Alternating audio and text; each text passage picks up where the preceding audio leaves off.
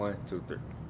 Good evening, everyone. This is Jarvis Escott with What's Happening in Birmingham. This evening, I have the honor and pleasure of being with Ms. Lashunda Scales, who is a candidate for County Commission District 1. Ms. Scales, good evening. Thank you for taking time out your busy schedule. I know this is campaign time, and every day I know you work hard to let people know about your message. But I'm glad to be here, though. Yes. So we just wanted to take a few minutes to kind of give Ms. Scales the opportunity to speak directly to the people and tell her why she's running for county commission. But we also want to talk about some other issues that's going on in our region as well. So Ms. Scales, so why are you running for county commission? That's the number one issue everybody wants to know. Well, absolutely, and I'm glad to be here with you this evening. In short, back in November, the incumbent who occupies this seat right now had said that they would not run for county commissioner for District 1. And so I had supporters who asked me, they felt like I've done a great job in my city council district. And so they said, Lashunda, you really need to consider, since you want to do more for the district where you are, why don't you consider this? And I said, well, first of all, what can I do as a commissioner that I can't do as a city councilor? That was my first question. And one of the things is that you have access to a larger budget. So some of the projects that I'd like to see that goes for job growth, having these roads fixed in our community. Most of all, the sewer issue. That's an issue that I take issue with, number one, because my mother is a senior citizen. So when I thought about the pluses of what can be done, not just having a budget, having the authority to actually be able to do something, because as a commissioner, you are the mayor and the council. It's just 5 commissioners. And you can be able to make those partnerships with very few people and get a whole lot done. So that's my purpose of running. I want to do more for the district that I currently serve. I am a servant at heart, and I want to see our people have the best quality of life. Well, the biggest thing everyone always wants to ask is, what does a county commissioner do? Well, first of all, let me give you the short answer. Yes, we set the policies for Jefferson County. Yes, you also will set the budgets for Jefferson County. So the different services, whether you are going to a health care facility or whether you're talking about county roads, the sheriff's department in terms of public safety, all of those are decisions that are made by those 5 county commissioners. And so that's your primary role. You do the taxes and all of that. You set all of the appropriations. Let me tell you the uniqueness of what I see that a county commissioner can do. First of all, I believe that we can be a voice to eliminate this sewer debt. I'm so on that because for some reason, everybody is very quiet about it, Jarvis. I mean, they're not talking about it. Your sewer bill is expected to go up by 40% by October. So if you own a fixed income, or if you are a working family, but you're trying to make ends meet, now we got to decide, do I go get groceries? Do I go and get medicine? Or do I pay a sewer bill? Otherwise, my water's going to be cut off. So I believe that my role in all of this is not only just to legislate, but to use your influence to say, my people are hurting. And they need a voice. They need someone that's going to fight for them so that they can be able to have access to not only good quality of life, but your check.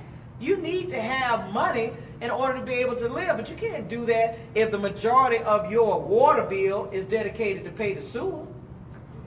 Yeah. Yeah, and one thing I want to kind of touch upon too is because like earlier you was talking about the sewer thing and nobody's really talking about it. Oh yeah, absolutely. And kind of bringing it more out, and it goes down to dollars and cents. Yeah. Because overall, everybody's still affected by it. If you live in Jefferson County, this issue is affecting you one way or another. Mm-hmm. Especially if you have a sewer bill that's affecting you overall as well. Mm-hmm. The number one issue everyone talks about in the community is like how like the relationship with city council, the different municipalities. So if you're elected, what would you do to kind of improve the relationship with all these municipalities? Well, see, here's my attitude as a business owner. Take the personality out of it. See, you and I can go and we can have a drag-out fight about an issue, but we don't have to kill each other. We don't have to do things to harm one another. Just because we may disagree on this one item, that doesn't mean that we just don't agree at all. And I think that has been the issue in politics. It's about me and my four no more, being in the clique. You're not in the clique, then you cut off. You can't operate that way. One of the things that even with this new mayor, people have asked me, they said, well, after the stadium vote, They said, well, you and the mayor got problems? No, we don't have problems. We have a difference of opinion as it relates to the stadium.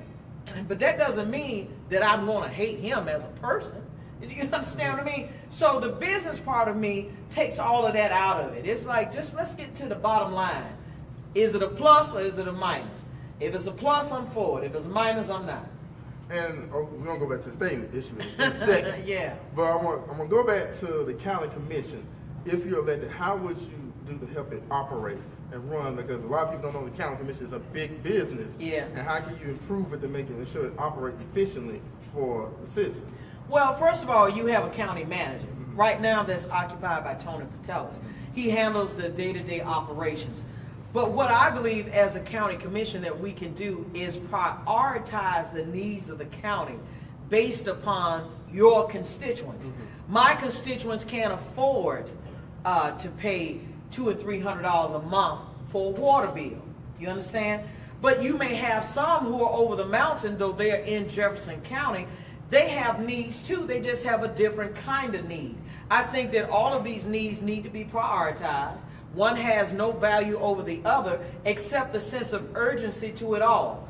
I think that one of the things that I bring to the county commission, you know, they say, well, it's been quiet over here. And I say, and it's still going to be quiet, but we're going to make a whole lot of noise for the people. We need people to understand this is your county government.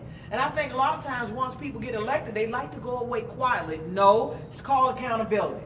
You need to be accountable. I want you involved in county government. I want you involved in city government. You pay federal taxes, state taxes. You should be going to Montgomery to help change laws. Why? Because you're being taxed for it. So I do believe in taxation with representation. But you don't know if you're being, represented if your representative is not talking to you, and if you're not talking to that representative. Well, one thing I want to touch upon too, there's a hot button issue going around not only in our community but around the country, is school safety and just overall safety. Yeah. If you're elected, how would you want to work with the county police to kind of improve safety in Jefferson County or just safety overall for citizens? Well, we need more boots on the ground. We need to have more sheriffs working with police departments, not just Birmingham City Police, Midfield, Fairfield, Adamsville. All of these local governments have what we call, they're in unincorporated portions of Jefferson County. They need help. Birmingham needs help. When you don't have enough officers, at least you can have the additional support of the sheriff's department. As a matter of fact, they already have a program in place that just need additional funding, where you can have a collaboration between the county and that local police department so that you can be able to police the neighborhood. Right now, I know in Birmingham, we have shortages. In Jefferson County, whether you're in Forestdale, Smithfield Manor, some of those outlining areas, they hardly ever see a sheriff. Well, the thing is, it's not that they don't want to do their job. It costs money, and it takes money. And that's the job of the county commission, is to make sure that those communities are properly funded with the actual programs, such as police officers and other things that they need. It takes money. And you have to make it a priority as the commissioner to do it. Okay. One thing we kind of, and I want people to know, we talk a lot about issues. And one of the things that you told me today that kind of raised my eyebrow is there's some new voting changes this year that's coming up that we've never done in Alabama before that people need to know before you go to the polls so you don't be surprised. Can you kind of expound a little bit more on that? Well, one of the things that, especially for our senior citizens, that I'm going to take absolute and the responsibility for myself and our campaign is to make sure we educate senior citizens on this new software, computers. So in other words, where you've been going in the past, and because of what happened with the hacking of the Russian government, people don't realize how much that trickled down to local politics. And so there have been some people that even December, in that election with Doug Jones and Roy Moore, consequently, when you went there, you said, well, wait a minute. I know I'm an active voter. I know that I'm supposed to vote here. But why is it that I'm not showing up on the active list? Well, that was a part of that hacking. So because of that, now when you go, you're going to have to not only show your photo ID. If your name is not on this computerized list, then you're going to have to make sure that you're prepared to get it on that list. So I'm going to take the time to walk everybody through, young and senior citizens at heart. We're going to walk you through what to be prepared for, because that's one of the things that disenfranchises or makes people feel indifferent about voting. It shouldn't be, especially in the black community. We fought, we died, we were humiliated to have the right to vote. But any little bitty thing at the election, when we get down to voting, I mean, it just almost ticks us off. And I'm saying, but why? I mean, you got too much to lose. Your vote is your voice. So I want you to take this number. It's 325-5550. That's 325-5550. That's the number to the Jefferson County Board of Registrars. And so you can be able to verify what I'm saying to you, so you can be equipped come June 5th. Because there's no general election, really, if you don't pass the primary. Don't pass June 5th. Yeah. November 6th is just, that's a wash. Yeah. And one thing I guess we want to kind of talk about, and we spoke about it earlier, and you know, one of my passions since I've started What's Happening in Birmingham is, a lot of people always come to me like, where the party at? But I feel like at times, my vision of what's happening in Birmingham is information about what's happening in the community. Mm-hmm. And one of the biggest things that was very talked about in the community was the new open air stadium that's coming in a couple of years.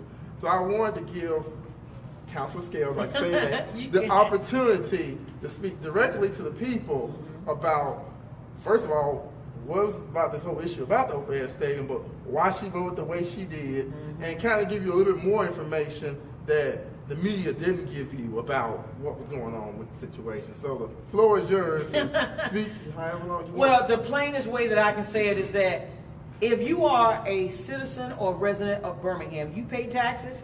That means that this open air stadium at $90 million, you do not own it. You do not manage this project. The BJCC, better known as Birmingham Jefferson Convention Complex Authority, they will control the dollars. So if you're saying, if I'm a black-owned business and I want to have my business down there near this stadium, well, who do I contact? Well, it's certainly not the city of Birmingham.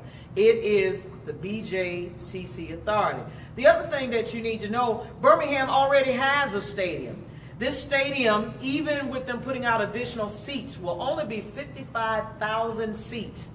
When they say open air stadium, let me be very clear, this is not a dome. It's not covered. If it rains outside, you get rained on. Same apply to with Legion Field. All of it is weather-based. Let me also say this. Because we own Legion Field and we manage Legion Field, we, as the city of Birmingham, we control the dollars at Legion Field. And I was just floored to know that the BJCC, within this contract, will actually have complete control of all the money. That was crazy to me. So I said, well, why don't we try to get additional seats on the board so we can ensure that if Birmingham puts up $90 million over 30 years, $3 million a year, how do we make sure that that money comes back to us plus a profit? Anytime you invest, you want to make a return on your investment. Let me also say this, especially that I am a woman-owned business. Jarvis is what we refer to as a minority business because he is African American. Well, let me tell you something. This contract says you will strive up to 30%. The word strive, the equivalent to that is attempt. So if in your attempt you fail, at least you tried. That's all that contract did. So here you're talking about a $174 million project. And we have no guarantees that a woman-owned business, black-owned business, or someone with a disability at least can get 30% of the overall contract with this particular project. So when we're talking about, you know, making millionaires in our city, we have to be very intentional about that.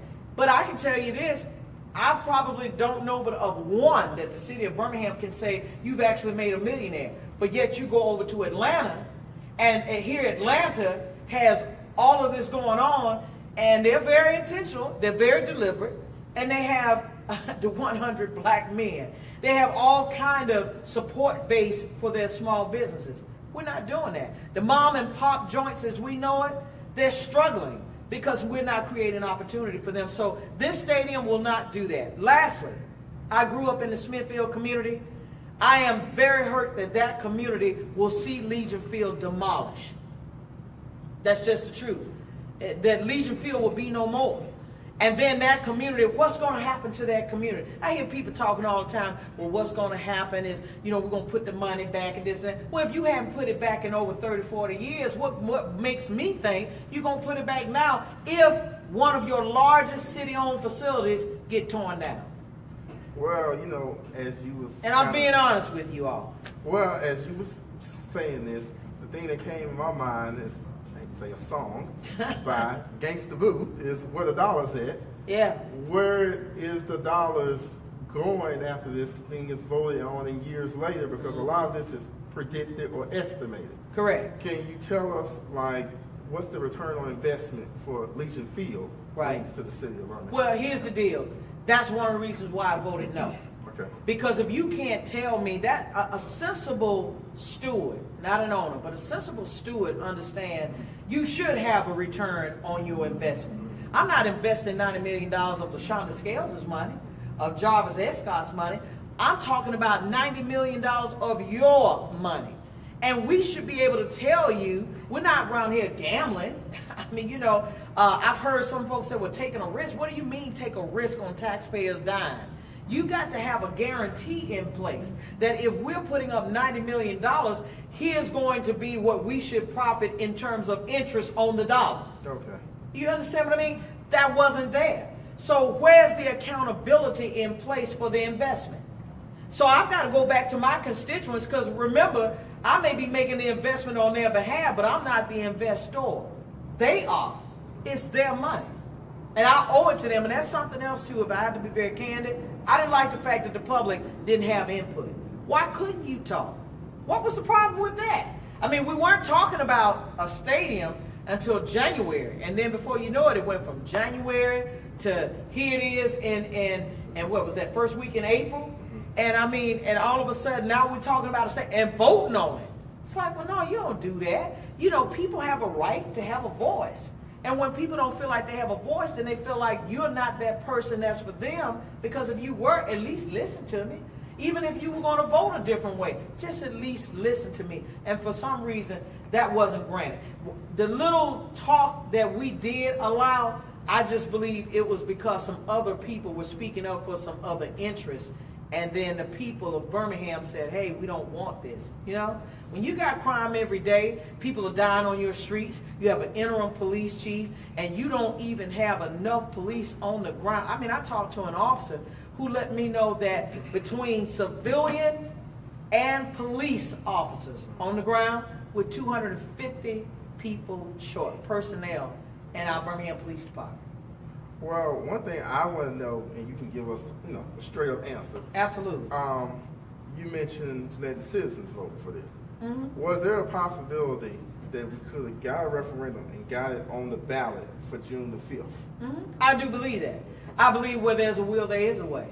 I mean, right now you're talking about you're less than 60 days before June 5th. That's ample enough time where you could have had a referendum where the people could have had their own voice. Well, how much it would cost? Let me say this. It's going to cost the city regardless. Okay. I would rather it had cost the citizens to hear their voice than to still pay money and not listen to their voice. Because guess what? 30 years from now, I'll be 77 years old, Jarvis. You may not want to tell your age, but I'm going to tell mine. And I've got to live with this. My grandchildren will be paying this debt. Because guess what, y'all? You need to know this is an irrevocable contract. Irrevocable means this will never go away. Once it was signed, that's it. Whether UAB pulls out, whether Jefferson County pulls out, Birmingham is going to be on the hook for the majority of this money. So all you got to do is subtract 174 million minus 90 million. And we are the $90 million piece. Okay. For 6 games by a local school that I support, let me just say that, but not at the expense of the neighborhoods. Okay. Well, let me ask you this question. Mm-hmm. Doing straight talk. Please. While this was going on, did anyone in the city see input from any of these other entities that do major sporting events here in town about what type of stadium to build to kind of fit Well, the needs? Or? if you want my honest opinion, I personally heard, and I think maybe because I didn't agree with the whole idea and concept of all of this, because I figured that we, the city of Birmingham, would be at a disadvantage. All I can say is this: the Magic City Classic is your largest revenue generating game here in the city of Birmingham. It wasn't even a factor with this stadium. Why is that? We always talk about from year to year why the city of Birmingham needs to give up all this money. Because the Magic City Classic, you know, we spend over $1 million a year for this. And I'm just trying to figure out why all of a sudden that wasn't even a part of the discussion for this stadium. Anyone who has attended the Magic City Classic already knows the Classic within itself have at least over 100,000 people between the stadium inside and the tailgating on the outside. Where are you going to tailgate at? And the city does bring in money from tailgating because they charge for the parking spaces. You can't charge the BJCC for the parking space because you don't own it. That go back to ownership. You don't own the BJCC. So whatever parking dollars that you pay right now, there was an event that I think they said Kevin Hart was just there the other night, right? Yeah. So if they charge for parking, city Birmingham don't get no money from that. Don't get no money. As ebonically as I just said it. Oh man. So I guess the next thing is what would be the next steps for citizens to, I guess, continually speak out or... Well, I mean, you can always file a lawsuit, okay? You can always do a petition. You can always continue to come to City Hall and to voice what you believe should have been done. And I will take it a step further. I don't want this to be a sign of hopelessness that you don't have a voice. Because I believe that you can get attorneys. I do believe that there's power in petitioning and getting to the right people. You understand? Because that 3% car rental tax that is getting ready to take effect to help pay for this stadium, you need to be talking to your local legislators. I'm running for county commission, but guess what? You have folk who are running for legislative offices. They're running for state legislature. You need to ask them, what's your position on that stadium? And if they, you know when folks jiving you, if they talk in your kind of talk, vote for them. If they are already there and they voted differently, don't vote for them. That's the price that folk have to pay when they go against the citizens. Okay.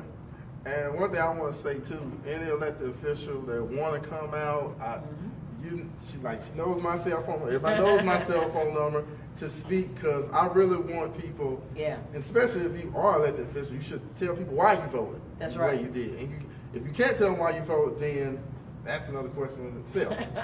But let's go back to the election. If people are interested in helping out or finding out more about your campaign, how can they reach you? Well, first of all, let me tell you, I am extremely gratified to be able to speak on behalf of people. I know that sometimes people try to blackball me and they say, well, she talks a lot. Well, guess what? If you went before a judge, this is what I always ask people, would you want me, who talks, or would you want someone else who doesn't talk?